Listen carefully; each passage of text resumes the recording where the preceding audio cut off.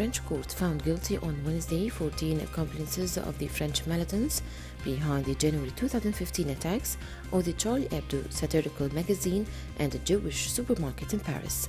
The accomplices were found guilty on different charges, ranging from membership of a criminal network to complicity of the attacks. Terrorism-related charges were dropped for several of the defendants, who were found guilty of lesser crimes. News that several COVID-19 vaccines are passing advanced trials and getting licensed for use has been met with relief and jubilation. The challenge now is finding ways to distribute the vaccines to every corner of the globe in the hope of ending the pandemic once and for all. Emirates, the Arab world's biggest commercial carrier, have teamed up with logistics firm DHL to launch a massive vaccine delivery effort before the year is out. The UN's humanitarian chief, Mark Lowcock, has once again sounded the alarm over the precarious conditions the Syrian people are living in while they prepare to face another harsh winter. As the 10th anniversary approaches of the start of the civil war in March 2011, hostilities have continued to range in the northern Syria in recent weeks, putting civilians at risk. Lowcock told the Security Council that millions of Syrians have been displaced and impoverished and are suffering from trauma and deep personal loss. World powers that are part of a landmark 2015 nuclear deal with Iran have urged Tehran to roll back violations of the accord and return to full compliance during a virtual meeting in Vienna. The meeting came as the signatories to the agreement, Germany, France, Britain, China, and Russia, continue to try and keep it from collapsing after the unilateral withdrawal of the US in 2018. The three European powers have expressed hope that with the change of administrations in Washington, the US could be brought back into the deal, whose goal is to prevent Iran from developing a nuclear bomb. The Daily Telegraph reported that a disinfectant spray created by the British Army is to go on general sale after it was found to kill 99.99% of coronavirus cells within a minute of coming into contact with them. Over 50,000 recyclable bottles of the spray, called Virusend, are being handed out to members of the UK military working at coronavirus testing stations, while it's said to be priced at €7.99 for the general public to buy. Developed using Army and government grant funds, it uses compressed air rather than flammable pool-welded gas. The United States imposed sanctions on companies based in China and the United Arab Emirates, accusing them of supporting the sale of Iranian petrochemicals as Washington increases pressure on Tehran in the closing days of President Donald Trump's term. The U.S. Treasury Department said in a statement it had blacklisted the four entities for facilitating the export of Iranian petrochemical products by Triarans Petrochemical Co. Limited, which was hit by sanctions by Washington earlier this year. The action comes as the Trump administration has imposed sanctions on a near-daily basis over the past several weeks, many targeted at Iran. Sudan's finance ministry said that it welcomed the U.S. Treasury's move to clear $1 billion in Sudanese rearies to the World Bank. The move allows Sudan to access $1.5 billion in funds from the International Development Association. Acting Finance Minister Hiba Ahmed said that the U.S. Export-Import Bank would also provide guarantees to American investors from the private sector that could initially total $1 billion after the U.S. removed Sudan from its state sponsors of terrorism list. The UN Security Council approved a proposal by Secretary General Antonio Guterres to appoint Bulgarian Nikolai Maldoniv as the UN Libya Special Envoy and Norwegian Tor Wennesland as the UN Middle East Envoy. Maldoniv will replace Ghassan Salama, who stepped down as the UN Libya Envoy in March due to the stress, and Wilderness succeeded Maldonov, who has spent the past 5 years as the UN mediator between Israel and the Palestinians. The appointments end months of bickering among council members, sparked by a U.S. push to split the Libya role, with one person running the UN political mission and another focused on conflict mediation.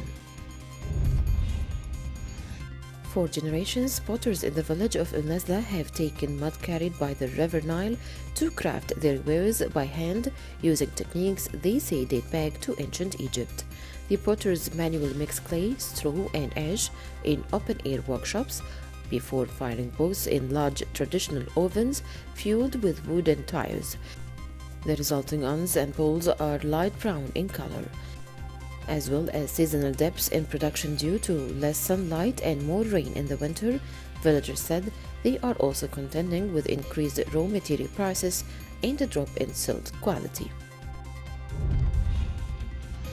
A pair of sick and badly neglected dancing Himalayan brown bears will leave Islamabad's notorious zoo Wednesday for a sanctuary in Jordan, closing down a zoo that once housed 960 animals. The Magazar Zoo's horrific conditions gained international notoriety when Kavan, dubbed the world's loneliest elephant, grabbed headlines and attention of iconic American entertainer Cher. Kavan was transferred to his new home in Cambodia last month. The Islamabad High Court ordered the zoo closed earlier this year because of the outrageous conditions there, blamed on systematic negligence. According to the German news agency, the news of mass vaccination campaigns in 2021 has raised hopes of global travel recovery in many countries. However, the national parks in Canada believe it's still too early to make plans. People planning to explore national parks in Canada during the summer are being told they can make their reservations as of April 2021.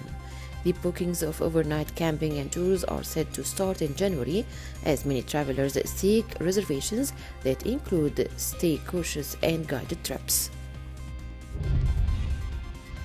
People who traveled to Europe before the 1980s may remember the Trans-Euro-Express TEE rails.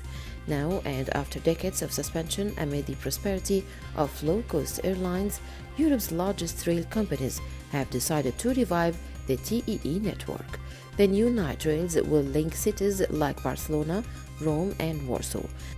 The main national train operators in Germany, Austria, Switzerland, and France have announced plans to launch new trans-European rails as of 2021.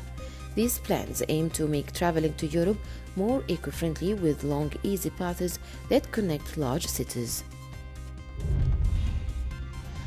A pioneering reconstruction of the brain belonging to one of the earliest dinosaurs to roam the earth has shed new light on its possible diet and ability to move fast. Research led by the University of Bristol and published in the Zoological Journal of the Linnean Society used advanced imaging and 3D modeling techniques to digitally rebuild the brain of the Ducontosaurus. The paleontologists found the Contosaurus may have eaten meat, unlike its giant long-necked later relatives, including the Diplodocus and Brontosaurus, which only fed on plants. Australia's Byron Bay usually conjures images of pathers lounging on sun-kissed shores or blazed out long borders cruising along cyan blue waves, but coastal erosion and lashing storms have reduced its seashore to a debris-strewn slather. The tourist hotspot's main beach has been reduced to a thin strip by a sand-shifting phenomenon known as headland bypassing. Recent wild storms have then eroded it further. For more than 6 months, residents have watched helplessly as the beach has slowly disappeared because of what scientists said is the natural process of headland sand bypassing. The French-made typecasting machine is over a century old, the Egyptian hieroglyphs 5,000 years. Now in a Cairo workshop, the mechanical marvel has come to life once again. Out of action for about 3 decades, a massive Foucher hot metal typecaster built in 1902 has been restored to its former glory. The French Institute of Oriental Archaeology in Cairo, or IFAO, recently showed off the machine, which allows the printing of ancient Egyptian inscriptions.